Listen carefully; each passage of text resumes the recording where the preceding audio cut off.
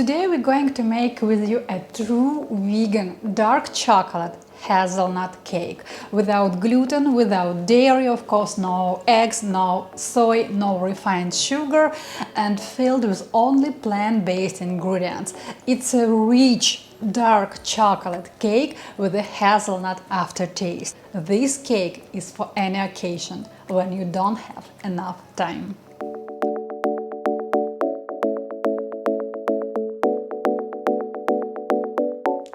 We are starting making this cake, of course, from making baked sponge.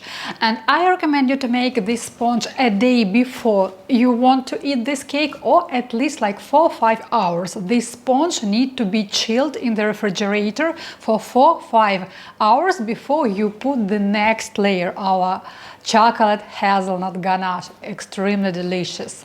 So, and before we start mixing all ingredients and talk about these ingredients, let's prepare the mold. And also I just turned on my oven to 170 degrees. So my oven is preheating right now because the process is quite fast, you will see. So as I promised you, it's a very easy cake. So I'm going to make this cake into 8 inches mold. It's 20 centimeters. I prefer to use rings. Why? I have a separate video here, but you can also use a mold with a removable bottom. You can use a spring form, so whatever you want. If you have a ring like me, so we create a bottom using a foil. Okay, we put a parchment paper circle. And also, because I'm not going to frost this cake, I want to have quite at least nice borders of my sponge, so I want to put some pieces of parchment paper on the walls of my mold. But you see, it doesn't stick here, so I wipe my borders with oil, and then I will stick this parchment paper. For this task I use avocado or coconut oil, and now you can see that they are sticking really very well. Before I start talking about ingredients, I want to emphasize one thing. So you will see that I'm going to use a lot of hazelnut ingredients because I called this cake chocolate hazelnut cake. But please, you can use any other nuts, any other nutty ingredients instead of hazelnut ingredients. For example, if I use hazelnut flour, please use almond flour or sunflower flour.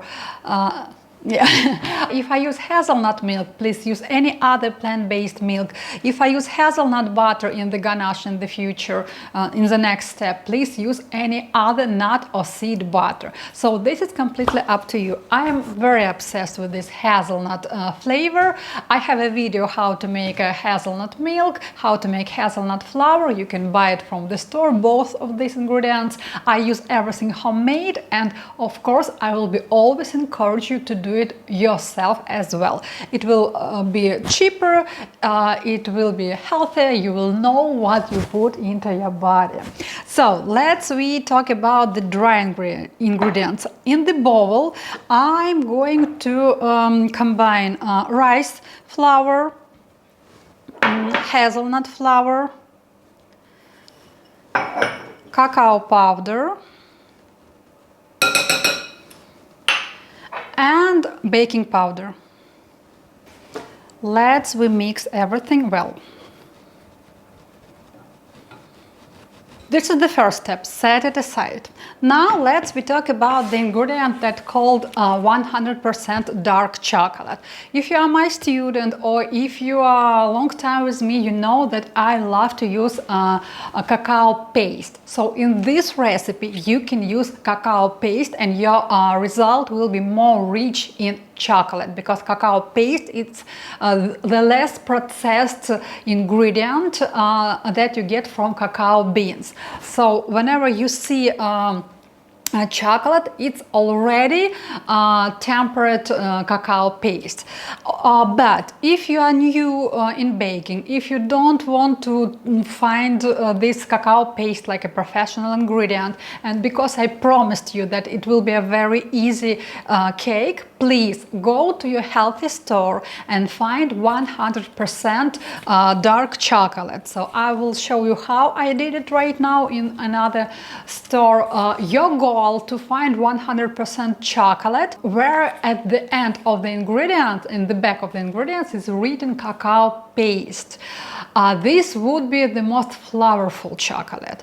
Also, please note that this chocolate shouldn't have any sugar inside, no any lecithin or any other additional ingredients, because I made this recipe understanding that we put 100% dark chocolate paste or dark chocolate. And trust me, this option is available in the market. But if such happened that you found, I don't know, like 70% dark chocolate bar, okay, use it. If it needs to be to start making cakes at home, if only this ingredient stops you from baking for your family something healthier than you can find in the store, please do it. Next ingredient is coconut sugar. You can use date sugar, or you can use maple sugar, so whenever you find, but it's not a liquid sweetener in this cake. We will be using a little bit, just a little bit of coconut oil, a little bit of salt, and a milk, plant-based milk. I made hazelnut homemade milk to boost the flavor of this cake. You can use any other plant-based milk, or again, if it's hard to find, if you don't have it in your refrigerator, use water.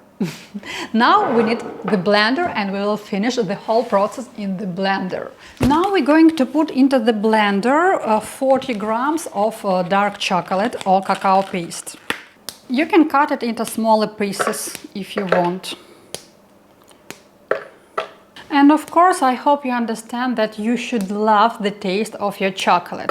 Yeah, probably 100% dark chocolate is quite bitter, but anyway, you shouldn't feel something like sour aftertaste or something that you really can't enjoy. So, because this is very important ingredient in this cake, and the quality of this chocolate will have a direct impact on the taste of your cake. Now we need to boil our milk. So yes, we put it into a microwave and reach it till the boil point. You can see my milk is boiling. I pour it on top of my chocolate. Perfect. We wait just about like 30 seconds, chocolate starts melting, and we will add all other ingredients except our dry ingredients that are in the bowl right now. So 1, 2, 3, 4, 5, 30 seconds. And let's go. Now we put our sweetener, salt, and even now we put coconut oil. I promised you, very easy recipe. Now we blend everything. We blend less than 1 minute. Our goal right now, of course, to see that our chocolate melted, but also a little bit to see a little bit dissolved sugar, coconut sugar. Okay, and now we put our dry ingredients into 2 steps. So half now, blend for 30 seconds, and the second half.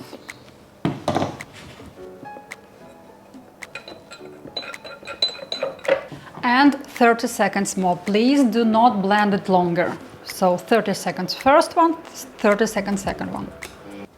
That is all. Of course, I need to add that if you don't have a blender, you can do everything with the whisk. So it's absolutely possible in this recipe.